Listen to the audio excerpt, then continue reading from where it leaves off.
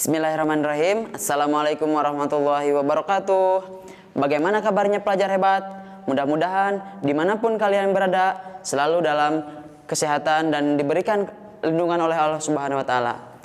Nah, alhamdulillah hari ini kita bisa bertemu lagi dengan Bapak Dede Ruhimat dalam pembelajaran IPA. Selanjutnya, sebelum kita masuk ke pembelajaran IPA lebih lanjut, alangkah baiknya kita buka dulu dengan bacaan basmalah bersama-sama. Ya, Bismillahirrahmanirrahim. Ya, kita lanjut ke materi yang selanjutnya yang akan kita bahas, melanjutkan materi yang kemarin. Oke, silahkan disimak. Nah, sekarang kita akan membahas tentang energi dalam sistem kehidupan, di mana sebelumnya sudah dijelaskan tentang pengertian dari energi, yaitu energi itu adalah kemampuan untuk melakukan usaha atau kemampuan untuk melakukan aktivitas atau kerja. Nah, sekarang yang dibahas itu yang pertama adalah transformasi energi dalam sel. Nah, di mana makhluk hidup melakukan transformasi energi melalui proses metabolisme yang berlangsung dalam sel tubuh. Nah, di mana metabolisme itu berasal dari bahasa Yunani yang diambil dari kata metabol yang artinya berubah. Nah, sedangkan secara harfiah bahwa metabolisme itu adalah perubahan, ya, perubahan yang terjadi. Nah, terus yang selanjutnya, makhluk hidup melakukan transformasi energi melalui proses metabolisme yang berlangsung dalam sel tubuh. Oke, nah seperti ini. Sebagai contoh ini transformasi energi dalam tumbuhan, di mana itu ada proses fotosintesis. Nah, di sini proses terjadinya metabolisme itu di sini dari H2O ditambah CO2. Nah, H2O itu apa? H2O itu adalah air ditambah dengan CO2. Nah, CO2 itu apa? Karbon dioksida. Nah, ini karbon dioksida dan H2O. Nah, dibantu dengan sinar matahari dan klorofil. Nah, di mana klorofil itu adalah zat hijau daun. Nah, nanti hasil dari proses ini menghasilkan C6H12O6 ditambah oksigen. Nah, C6H12O6 ini apa? Ini adalah glukosa dan O2 itu adalah oksigen, di mana glukosa itu biasa yang kita makan, ya, atau itu sebagai cadangan makanan dalam tumbuh-tumbuhan atau juga sebagai bahan makanan bagi tumbuhan itu sendiri. Nah, sedangkan O2 ini adalah oksigen yang biasa kita hirup. Nah, itu. Terus yang selanjutnya adalah metabolisme sel. Nah, proses kimia yang terjadi pada tubuh makhluk hidup atau sel. Nah, jenis-jenisnya itu ada metabolisme dan anabolisme dan katabolisme. Jadi metabolisme itu dibagi dua, ada anabolisme dan katabolisme.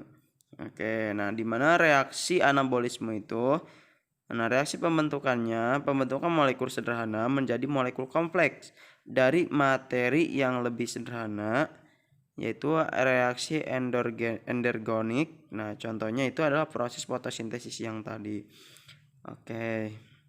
Nah, ini reaksi fotosintesisnya yang tadi Bapak jelaskan, bahwa dari H2O ditambah CO2 itu menghasilkan C6H12O6 dan oksigen, atau air ditambah karbon dioksida ditambah dengan sinar matahari dan klorofil ini akan menghasilkan glukosa dan oksigen. Nah, itu proses fotosintesis. Nah, di mana fotosintesis itu berasal dari bahasa Yunani, ya, diambil dari kata foto dan sintesis, di mana foto itu adalah cahaya dan sintesis itu adalah penggabungan. Jadi fotosintesis ini adalah proses pembentukan glukosa dan karbon dioksida dan air dengan bantuan cahaya matahari. Nah, terjadi pada tumbuhan yang memiliki klorofil. Nah, itu ya. Jadi fotosintesis itu adalah pembentukan glukosa dan karbon dioksida dari air dan bantuan cahaya matahari. Nah, itu ya, dan karbon dioksida juga. Oke. Nah, ya ini yang tadi prosesnya ya. Oke, kita lanjut aja dulu. Nah, apakah tumbuhan itu bernapas atau tidak? Oke, dibuktikannya dengan ini kita melakukan percobaan. Ada tumbuhan kita kurung dengan plastik ya. Kita kurung tumbuhan tersebut dengan plastik. Jadi tidak ada udara, tidak bisa keluar udara atau keluar masuk udara. Nah, apa yang akan terjadi itu, nah di dalam plastiknya, di pinggir-pinggir plastik itu menghasilkan uap air. Nah, uap air itulah cirinya bahwa tumbuhan itu bernafas ya. Nah, atau kalau kalian masih ragu, kalian bisa buktikan tumbuhan yang ada di sekitar kalian ya.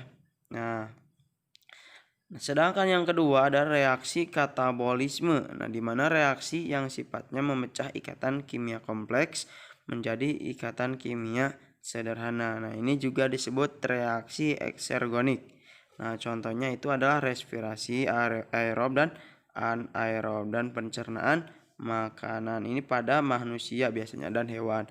Nah, respirasi adalah proses penguraian bahan makanan yang menghasilkan energi. Nah, proses respirasi sel mengubah energi kimia dalam makanan menjadi bentuk energi yang dapat digunakan langsung. Nah, misalkan energi otot untuk bergerak. Nah, ini apa bahannya? Misalkan kita makan manusia itu kan makan dari tumbuhan. Nah, makan dari tumbuh-tumbuhan ataupun hewan. Nah, di sini dari misalkan reaksi respirasi itu dari glukosa dan oksigen. Jadi manusia itu membutuhkan glukosa dan oksigen. Nah, glukosa ini adalah yang kita makan, sedangkan oksigen adalah yang kita hirup.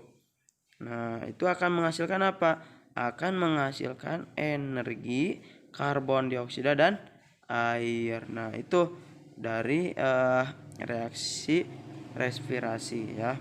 Jadi kebalikan dari tadi ya, fotosintesis. Nah, itu.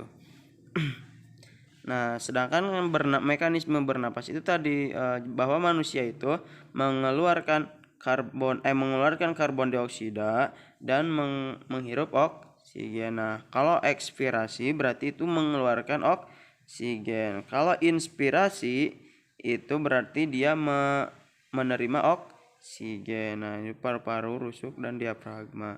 Seperti ini ya. Nah, terus pencernaan makanan. Oke ya, itu saja yang bisa Bapak sampaikan tentang energi dalam kehidupan sehari-hari. Mudah-mudahan bermanfaat ya.